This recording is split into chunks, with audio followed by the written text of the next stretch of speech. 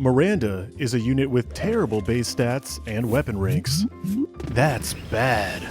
She promotes into a mounted unit when half of the maps after her recruitment forces all units to be unmounted. That's bad. She has little utility outside of combat in a game that's already filled to the brim with strong combat units. That's bad. By recruiting her, you'll be missing out on one of the best staff users in the game. That's bad. Her brief inclusion as a supporting character in the story of Thracia 776 is written with so much nuance that it elevates the realism, history, and growth of not only the main character Leif, but also the entire world of Yggdrasil in itself. Hey, wait a second. That's good. Hi, I'm Choopy Choosy, back in the clack, and that was the one joke in this video, and it wasn't even that funny. And that's because I take this topic deathly serious. To put it bluntly, Miranda is the best written character in all of Fire Emblem. While she only has 17 lines in the script of Thracia 776, each and every one is delivered with an extraordinarily dense amount of subtext. Her dialogue consistently displays depth and credibility to her character, as well as the world she inhabits. So in this video, we'll study how Miranda embodies what many will agree is the Yggdrasil series of Fire Emblem games' greatest strength, their grounded tone, and impeccably detailed world building, and how, in this way, Miranda goes from being the worst unit in Fire Emblem to the best unit in Fire Emblem. And with that, let's make Leif wait for one turn on this random building in the middle of an escape chapter, and get right into it.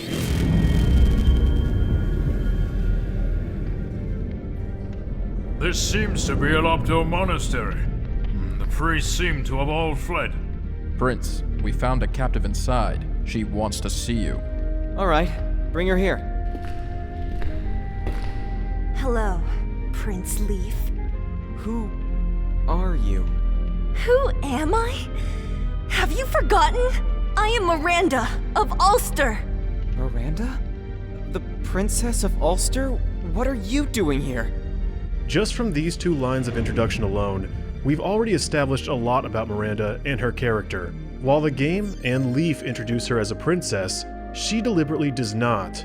We can assume that by her reluctance to use this title, she also doesn't care for the trappings and politics that come with it for some reason. The second inference we can make is whatever time she did previously spend with Leif holds a great deal of significance to her, so much so that she's initially offended by him not immediately recognizing her or affirming that. While we will learn that Leif and Miranda did in fact spend 3 years in Alster together when they were just toddlers, it's still very unreasonable of Miranda to expect anyone to be able to recall people or events concretely when they were that young. Going forward, we'll discover why Miranda, who was only 1 to 4 years old during this period, puts such an irrational amount of emphasis on her fleeting childhood with Leif. You didn't recognize me? Well, I'm not surprised. I look like a complete wreck. But this is all your fault, Prince Leif. My fault? Why? It all started when you fled from Leinster. My father was a kind man who loved peace. He had no reason to go against the Empire. But... just because he hid you, we were caught by the Empire and attacked. My father was forced to turn me over as a hostage and lost his right to his throne. He died a miserable death. I will never forgive you, Prince. If only you hadn't come to Ulster, this never would have happened. Now put yourself in Leif's shoes for a moment. This girl who you just rescued and barely remember is not only blaming you for the loss of her entire kingdom, but the death of her father, her years spent in captivity, basically every problem in her life. Obviously, Leif as a 2-year-old refugee was not responsible for any of these things. This is clearly a form of projection, a defense mechanism used to cope with difficult emotions. Miranda is projecting her feelings of helplessness and guilt onto Leif. rather than admitting to or dealing with them herself. Dorius calls her out on this behavior. Princess Miranda, I believe you are wrong. The Empire was always plotting to take Ulster. The prince was only an excuse to launch an attack. This may be rude, but your father was much too weak to be a king. He had a fine band of knights, but he refused to fight when Thracia was invaded. And neither did he come to Leinster's aid when we were in danger. And this is a result. Ulster's collapse was your father's responsibility, and nobody else's. Dorius! We won't get anywhere by blaming each other. Yes, I went overboard. Forgive me. Dorius's blunt attitude may come off as callous, but I think his sober recollection of the invasion of Alster holds much more weight than Miranda's, considering the altercation came at the cost of his arm. That's not to say that Miranda doesn't offer any insight at all. No, I think that looking at both their contrasting views paints a more complete picture of Alster's political circumstance, and the motivation behind its king's lack of initiative, which only stood to delay the inevitable. In Grand Year 762, the Manster district found itself in a position with no unified central military, no holy weapon, and its most powerful army, the Lance Ritter, completely annihilated. Southern Thracia and its militant King Trevant took this opportunity to end their 100-year Cold War and finally lay claim to the northern Manster district. Trevant quickly overwhelmed both the kingdoms of Manster and Leinster in succession due to his sheer military dominance, along with General Raedric's surprise betrayal during the Battle of the River Thracia. Kingdoms that chose to refrain from fighting, like Tara and Ulster, were safe initially, but were clearly next in line to be forcefully assimilated.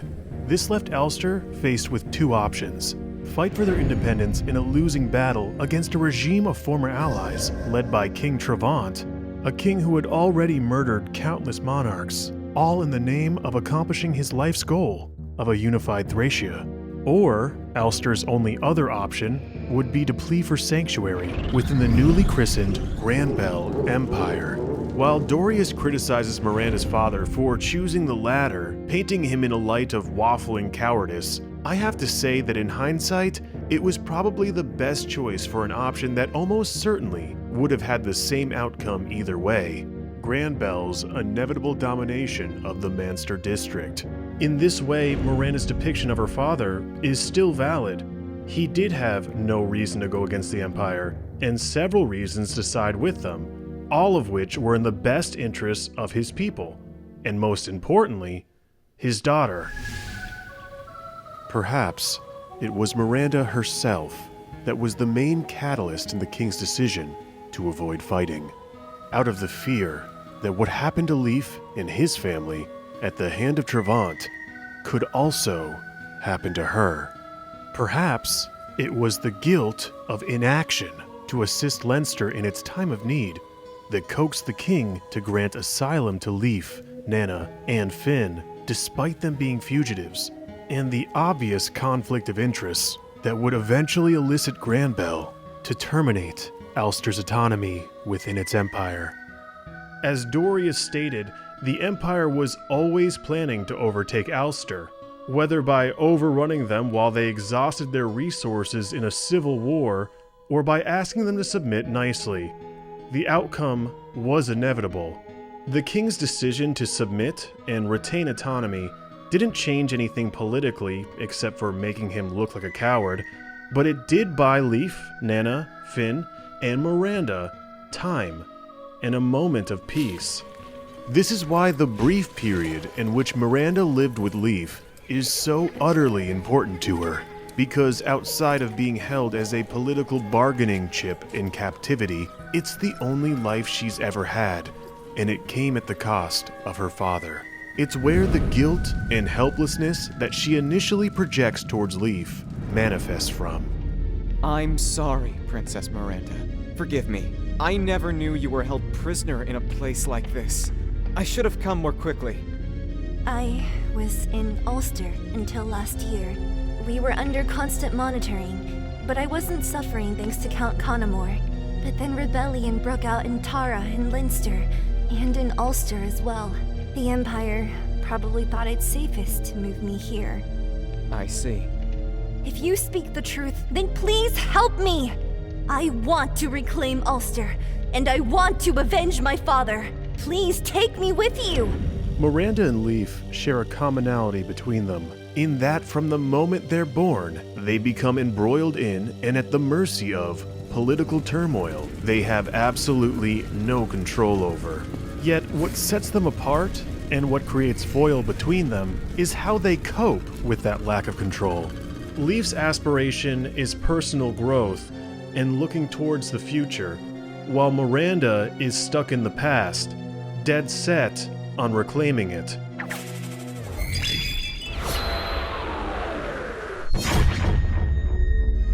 If we could only go back to that time, Prince Leaf. To put it simply, Miranda hates everything about her current situation. The war, death, politics, fighting. The only thing she really wants is to go back to that moment of perceived peace in Ulster with her father and Leaf. To be happy. But that's unfortunately impossible for her. And that frustration has been torturing her for 10 years in isolation, during a crucial period where most adolescents would be taking the first steps towards building their own identity. In a way, her aggression is not only a product of that, but also something that makes it bearable. A way to cope and protect herself. Wrath, being her personal skill, is quite fitting in that regard. You'll notice this coping mechanism in full effect whenever she talks with Leaf. She's either over-the-top passive-aggressive or incredibly submissive and meek. Some might boil it down to the awkwardness and overcompensations associated with a first crush, but I think it's much more symbolic than that. Leaf is the closest link Miranda has to her past, a past she is desperate to return to. He encompasses all of her vulnerabilities. She naively projects all of her hopes, dreams, and as seen previously, guilt on his shoulders. While I don't believe she does this with any malicious intent, over the course of the story, she begins to understand how destructive this behavior can be. It only exacerbates after Dorius dies as a result of Leaf's impromptu attempt to reclaim Alster. In the fallout of the chaos, Miranda encounters her retainer, Conamore. Conamore, stop! Princess Miranda, what are you doing here? I was rescued by Prince Leaf. He tried to save Ulster for me, and he lost many of his troops and a close advisor.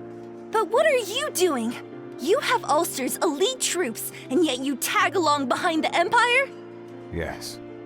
Forgive me, my lady. Our enemy is not Leinster. The Empire is our hated foe. Command your troops to aid the Leinster army's escape. Ulster will now join the Northern Thracian Liberation Army under the command of Prince Leaf. Yes, my lady. Reporting to all troops. We are now joining the Liberation Army.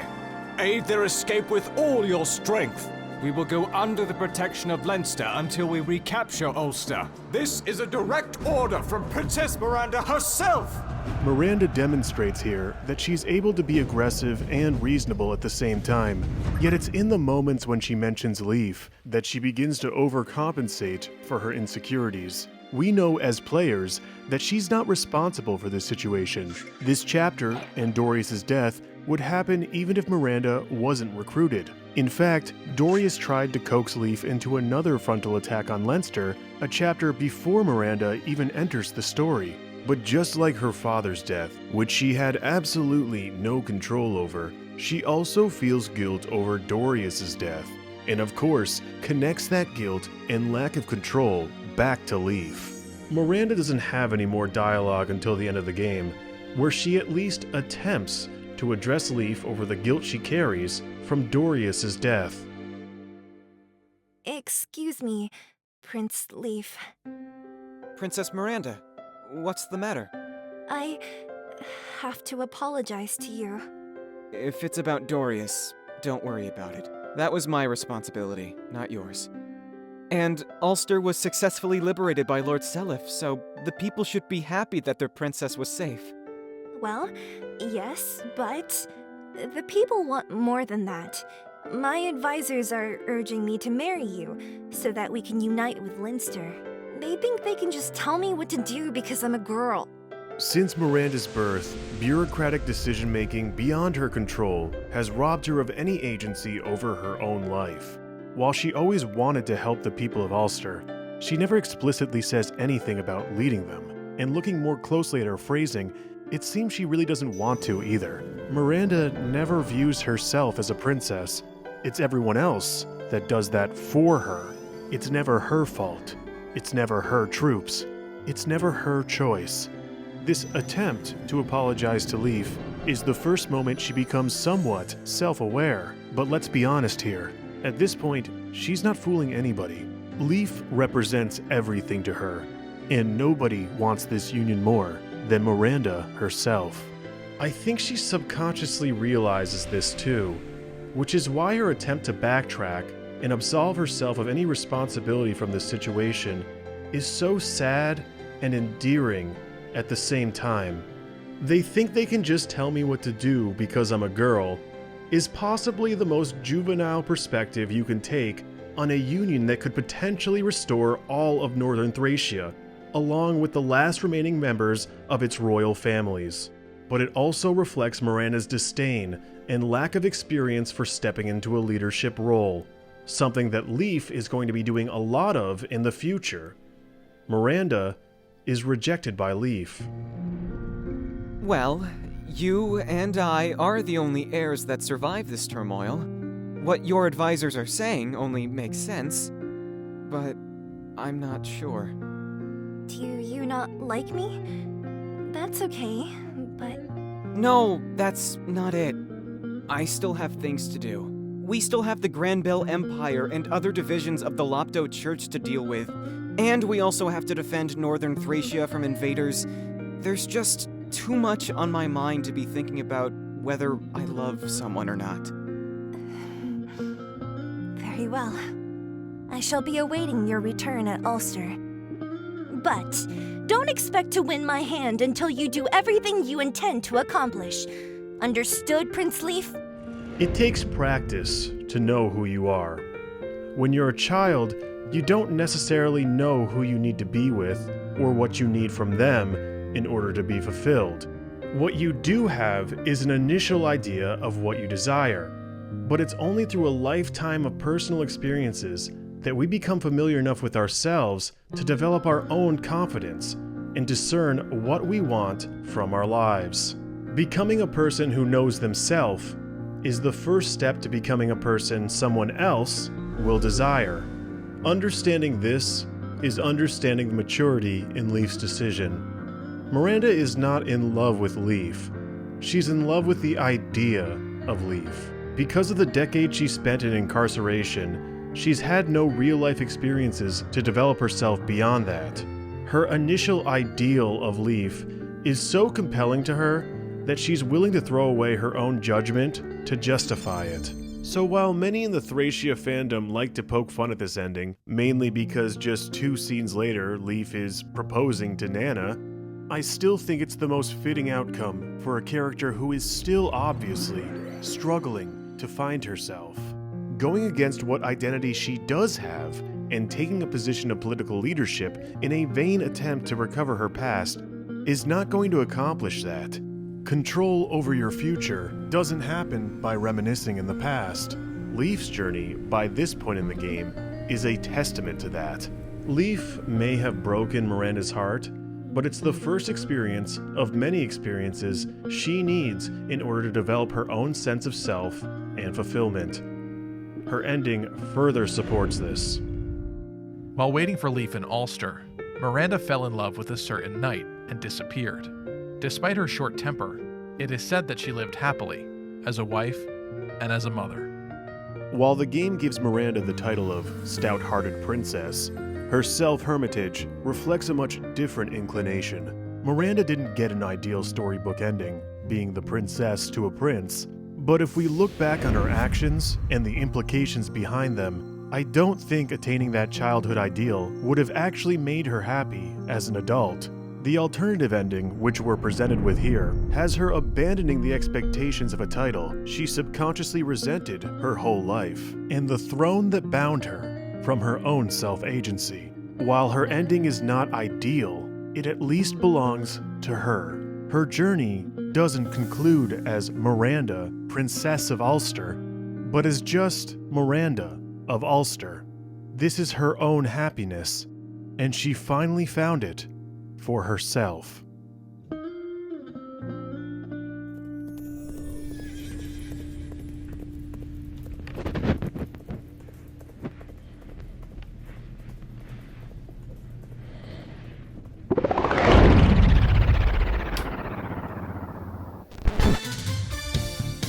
Hey, thank you so much for watching this video. This is the part where I thank these patrons for supporting myself and this video for the past 8 months. I had a blast during the patron editing streams, and the final product was that much better because of your contribution. And Choopy, this video is already literally outdated. You completely ignored the accepted naming canon, and the newest update patch for Fire Emblem Heroes clearly states that— yes. How can we forget the part of the video where I address pedantry before it overtakes my comment section? This video is my own personal critical lens of the Japanese script from the game Fire Emblem, Thracia 776. and nothing else. I'm not analyzing any dialogue from this mobile game or this fan translation because, as we've seen numerous times in the past, established canon is constantly changing. And also, it's dumb. Thank you to Reddit user Marks93, who wrote this incredibly thoughtful post, of which most of the ideas presented in this video are based upon. It was also a pleasure working with you. Thank you Quicklist for helping with sprites. Thank you Rockman for acting as an assistant editor and helping with save states and ROM hacking. Thank you English VTuber Cilia for the commissioned drawings used during this video. Thank you to all the voice actors who lent their talents to this video, including Lucky Crit as the guy who read the epilogue, Speedy Hawk as August, Chris Burns as Conamore, Melodonius as Dorius, John Patnode as Leaf, and especially Molly Jung as Miranda. You are an incredibly talented voice actress, and I'm very fortunate to have you as a friend. Thank you so much. I forgot to thank these guys.